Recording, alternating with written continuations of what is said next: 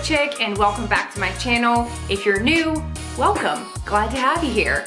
Today I'm really excited. I got a lot of stuff from Whole Foods and I'm pumped to share it with you guys. As you saw in the caption of the video, which is probably why you're here, is they are going to be all grain-free. So there are a ton of other grain-free things out there, but they just might not be paleo approved. So everything I share with you today will be both. And about 90% of the products that I'm sharing with you were found in Whole Foods. And the other 10% were on Thrive Market. If you're on a gluten-free diet, these are all going to be gluten-free. It doesn't go the other way around. Gluten-free does not equal grain-free. Before we get started, the obligatory request, please give this video a like and wish my husband and I luck, because all the things that I'm sharing with you guys, they're gonna be in my pantry just like staring at me. It's gonna be a struggle, guys. And then subscribe to the channel, because I'd love to see you back on the next video. And if you love this makeup look, I actually just filmed it and I will be posting this makeup look next week, so hit that bell if you want to be notified when I post it. I'm gonna start off with the products that need to be frozen or refrigerated. I'm gonna start with bread. I try to steer clear of gluten. I personally find that it triggers inflammation in my body. And also, it was just recently associated with anxiety and depression, so I don't really want gluten. Grain-free bread is going to be best found in the freezer section. They're going to have the least amount of preservatives because they're having to be frozen due to not having shelf-stable preservatives. If I can figure out how, I'm gonna insert a picture right here of the different paleo and keto approved bread options in Whole Foods. There's Soozy's grain-free bread, there's Paleo Thin, and there is Base Culture. We're gonna be talking about Soozy's and Base Culture. I have not tried Paleo Thin, but based on the price comparisons, I don't see that I will be trying it. If you're looking to kind of save money, but you wanna try a grain-free bread, I would start with Soozy's. It is the least expensive of the three, but it's also the only half loaf. The main ingredients in this one are tapioca starch and almond flour. What I really love about this one is that the texture of the bread really held its form. It wasn't super crumbly. It had great flavor. The one that I got is the super seed, so it reminded me of just a really good like whole wheat, grainy, like multi-grain bread, even though it's none of those things. Okay, the next bread is a Base Culture. I actually have two of these, really love both of them. The cinnamon raisin bread tastes just like regular cinnamon raisin bread. The ingredients are a bit different than the Soozy's, but both of them are really good. They're kind of unique in their own ways. The Base Culture bread has more of like a gummy texture, like more of a gluten-y texture. How about that? Cappello's pizza crust, certified paleo. The main ingredients here are eggs, almond flour, arrowroot flour, and cassava flour. I really struggled finding a pizza crust that was grain-free and paleo approved. A lot of them were gluten-free. There were things like cauliflower pizza crust. The #1 ingredient is cauliflower, but then brown rice. Check those ingredients. Birch Bender's waffles. I have tried these and they're really good. Inserted right here, you can see they do have multiple flavor options. The main ingredients are water, tiger nut flour, cassava starch, and eggs.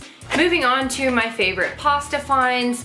Cappello's definitely takes the win for that. Today I bought the gnocchi, which is primarily just a potato gnocchi. They also have fettuccine and lasagna sheets, all of which are grain-free and paleo approved. Now, here's the thing, guys. Potatoes on the paleo diet are a little bit controversial. Sometimes people say it's not allowed. Other times people say yes. I'm definitely on the pro potato team, because if potatoes are Whole30 approved, they will be paleo in my book. The main ingredients in this one is organic potato, almond flour, and then cage-free eggs, and it does have the stamp of approval for being paleo certified. I'm gonna take that as the paleo people agree that potatoes are okay. Even though it's not the #1 ingredient in these, almond flour is actually really high in fiber and healthy fats. By the way, guys, I am trying to go as fast as I can with this video because I'm quickly losing daylight. Sticking with the pasta theme, I'm gonna move on to Miracle Noodle. Miracle Noodle is really interesting.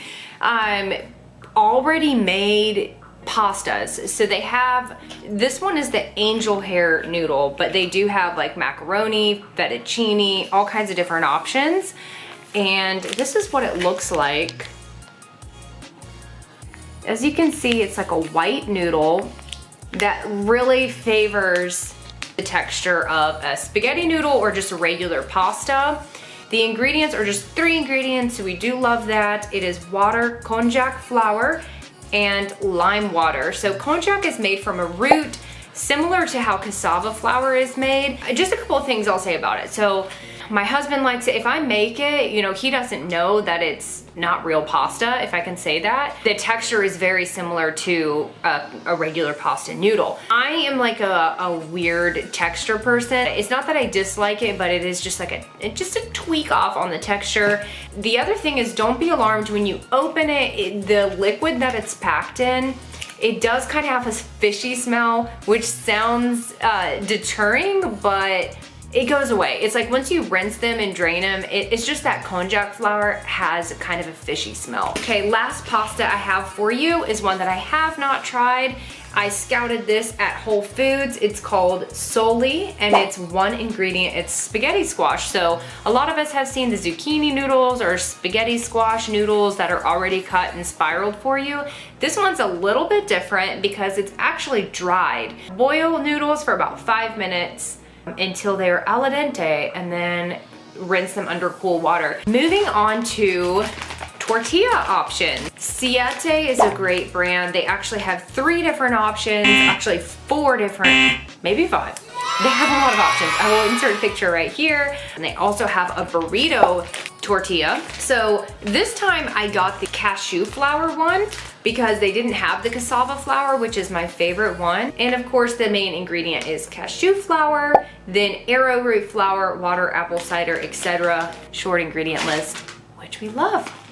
Okay, the last tortilla that I want to share here is the coconut wraps. I guess you could call this a tortilla. I mean, what is the difference between a tortilla and a wrap? Somebody tell me, because I feel like they're the same thing. One's just trying to be fancier than the other, know what I mean? The ingredients are coconut meat, coconut water, and organic unfiltered virgin coconut oil. But it notes, even with all those coconut things in the ingredients, that it has a mild coconut flavor. Coconut is really healthy for you.